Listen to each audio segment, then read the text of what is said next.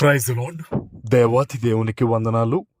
ప్రభు నామమున మీ అందరికీ నా ప్రత్యేకమైన వందనాలు, శుభాలు తెలియచేస్తున్నాను. ఈ దినము కొరకు ఏర్పాటు చేయబడిన దేవుని వాగ్దానము 121వ కీర్తన 3వ వచనము. ఆయన నీ పాదము త్రొట్టిల్లనియ్యడు, నిన్ను కాపాడువాడు కునుకడు. దేవుని నామానికి మహిమ కలుగునుగాక.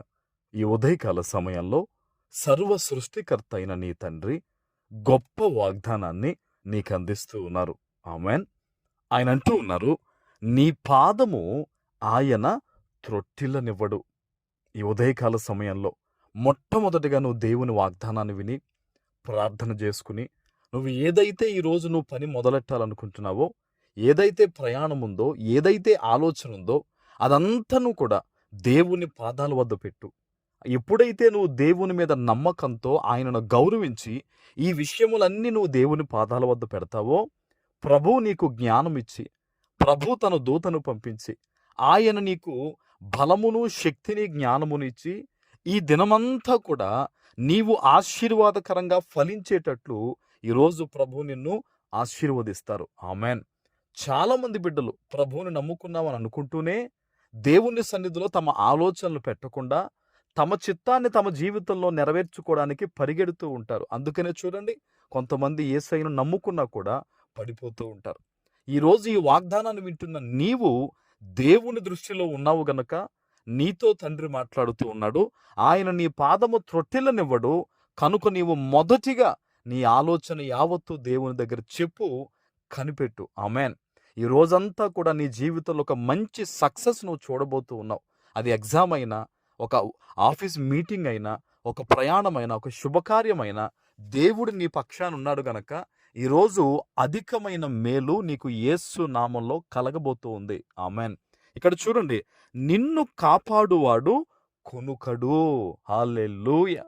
ఈరోజు వాగ్దానం ఇచ్చిన తండ్రి ఆయన నిదురించేవాడు కాదు. పగలైనను, రాత్రైనను, మధ్యాహ్నమైనను, సాయంకాలమైనను నిన్ను కాపాడుకొనువాడాయన. ఆయన రెక్కలతో నిన్ను కప్పి నిన్ను సురక్షితముగా ఉంచే దేవుడు ఈరోజు నీ తండ్రి. ఆమెన్. అంత గొప్ప దేవుడు ఇస్తున్నాడు ఈ వాగ్దానం నీకు. ఇది మనుషులు ఇస్తున్న వాగ్దానం కాదు. మనుషులు ఏదైనా మాటిస్తే కొంతమంది మాత్రమే దాని విషయంలో బాధ్యత కలిగి ఉంటారు, కానీ ఎక్కువ శాతం మంది మర్చిపోతూ ఉంటారు, పట్టించుకోరు, ఏదో మాట మాత్రం మాట్లాడతారంతే. కానీ నీ దేవుడు అలాంటి వాడు కాదు.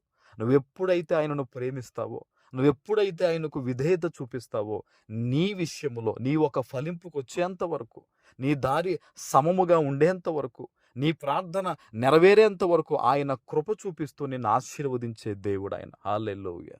ఈరోజు ప్రభు చెప్తున్నాడు, నిన్ను ఆశీర్వదించే నేను కొనుకేవాడను కాను. ఆయన అంటూ ఉన్నాడు, ఆయన దృష్టిలో నువ్వు ఉన్నావు. ఈరోజు నీ ఫలింపు అనేది ఆయన గొప్పగా ఉండాలని ఆయన ఆశపడుతున్నాడు. నీ తరతరాలు దీవించబడాలని తండ్రి ఆశపడుతూ ఉన్నాడు. అందుకనే ఇంత గొప్ప వాగ్దానం ఈరోజు నీకు నీ తండ్రి ఇస్తూ ఉన్నాడు కనుక నువ్వు భయపడొద్దు. ఎట్టి పరిస్థితుల్లో దేనికి భయపడొద్దు. నా దేవుడు ఉన్నాడని చెప్పి నమ్మకంతో, నిజాయితీతో, ఓర్పుతో నువ్వు ప్రార్థన చేసి ఈరోజు అడుగు బయట పెట్టు. అన్ని విధాలుగా కూడా తండ్రి నిన్ను దీవించి ఆశీర్వదించి ఫలింప చేయబోతూ ఉన్నారు. ఆమెన్. ప్రార్థన చేసుకుందాం. పరిశుద్ధుడా, ప్రేమ కలిగిన తండ్రి, మీకు వందనాలు. ఈ ఉదయకాల సమయంలో మీరు ఇచ్చిన గొప్ప వాగ్దానము ప్రతి బిడ్డ జీవితంలో నెరవేర్చి స్థిరపరచమని యేసు నామమున ప్రార్థిస్తున్నాను తండ్రి. ఆమెన్.